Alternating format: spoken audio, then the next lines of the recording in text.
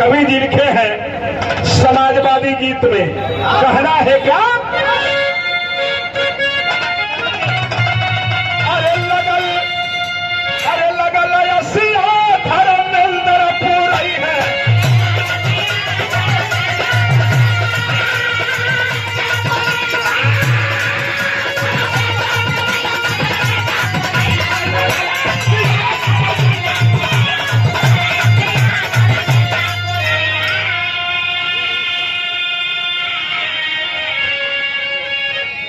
साथियों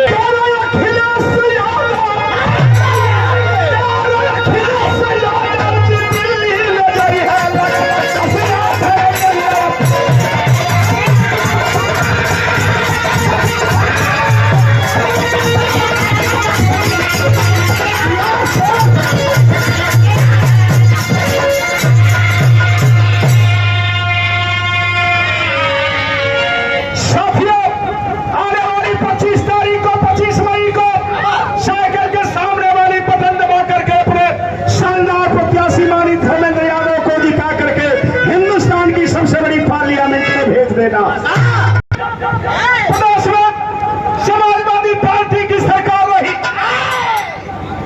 प्रत्याशी मानी धर्मेंद्र यादव जी के समर्थन में कहना है।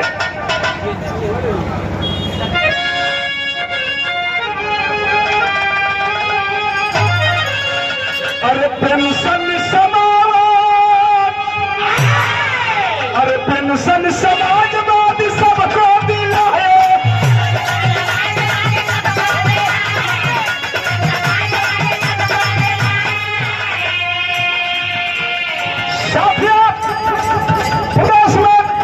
जब समाजवादी पार्टी की सरकार रही, समाजवादी पार्टी के राष्ट्रीय अध्यक्ष माननीय अखिलेश यादव जी ने 55 लाख पेंशन, समाजवादी पेंशन देने का काम किया था।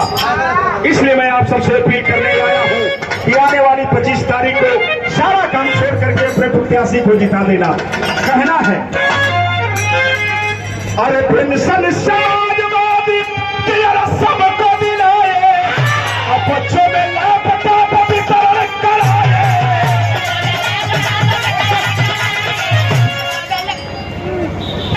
अरे बच्चों में लापता वितरण कराए।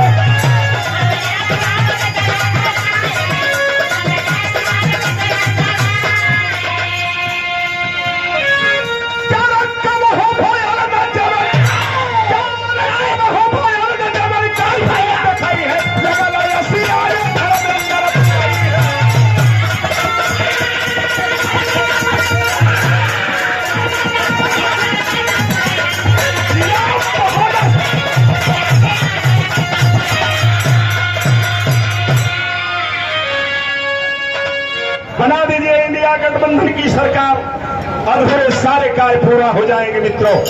इसलिए मैं आप सबसे अपील करने आया हूं। कहना है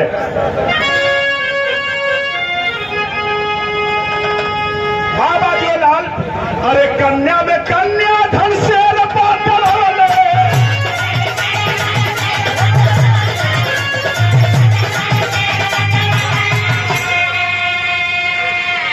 अरे कन्या में कन्या